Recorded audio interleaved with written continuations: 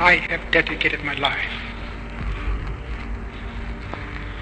to this struggle of the African people. I have fought against white domination.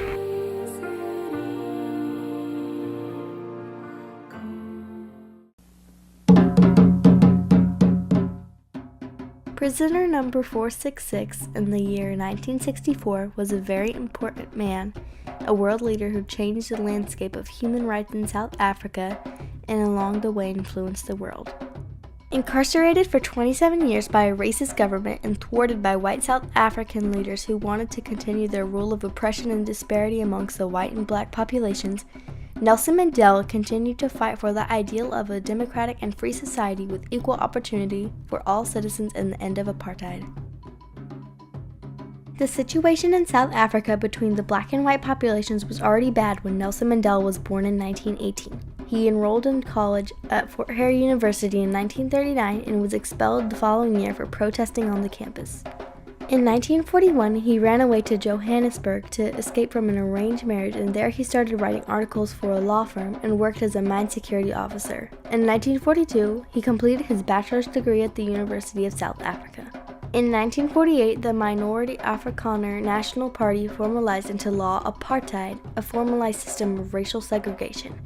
Apartheid separated the population based on color and formed socio-economic barriers against black people. As Mandela grew older, apartheid grew stronger. His opinions against apartheid strengthened over the years, and he realized the system had to be abolished, and so he joined the African National Congress. Later, in 1952, he opened the first black law firm in South Africa with his friend Oliver Tambo.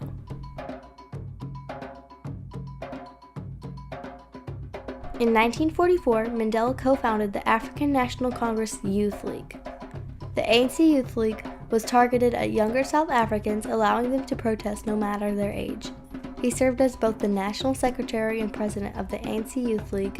In 1953, he devised a plan for future underground operations of the ANC.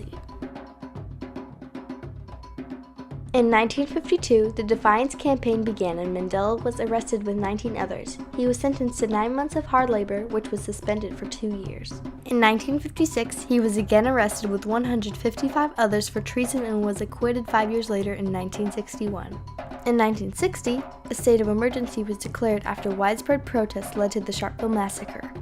Mandela was among thousands of detainees. Later that year, the ANC was banned by the government, and Mandela formed the arm wing of the ANC, Umkhonto We's Way, which was Zulu for Spear of the Nation, and the movement continued underground. A wanted man, Mandela was captured in 1962 and sentenced for 5 years and sent to Robben Island Prison. He was subsequently sentenced to life imprisonment in 1964 for sabotage. He had offers of early release on the condition that he denounce violence, which he rejected.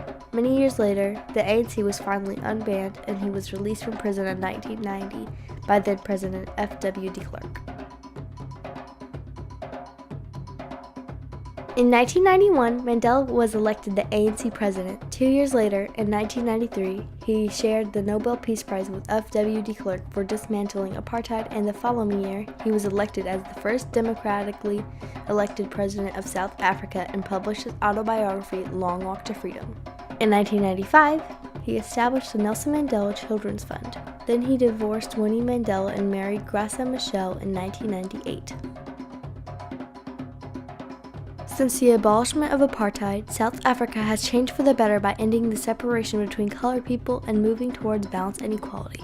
After Nelson Mandela died on December 5, 2013, South Africans created Nelson Mandela Day and erected a memorial statue at Victor Verster Prison in his honor.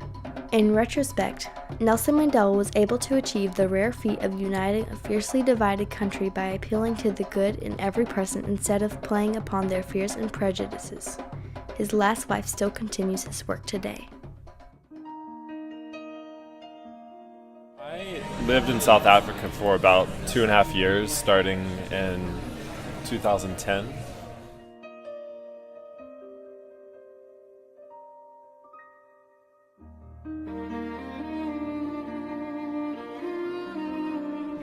Living in post-apartheid South Africa as an American was an interesting experience because there's a lot of things, like racism that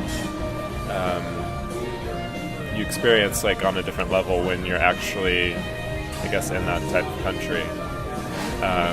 Some of the things you get to see, I guess, post-apartheid is democracy actually working, and a population that isn't subjugated by a minority.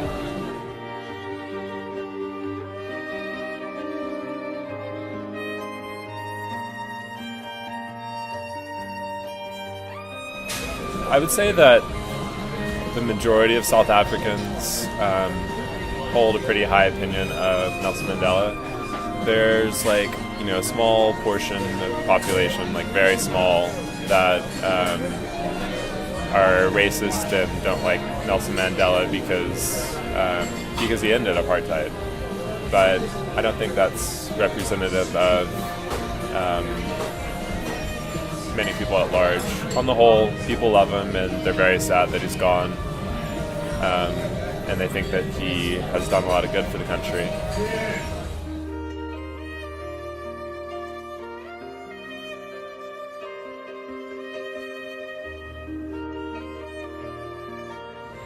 Yeah, having lived there and seen it for myself, I think the country is better off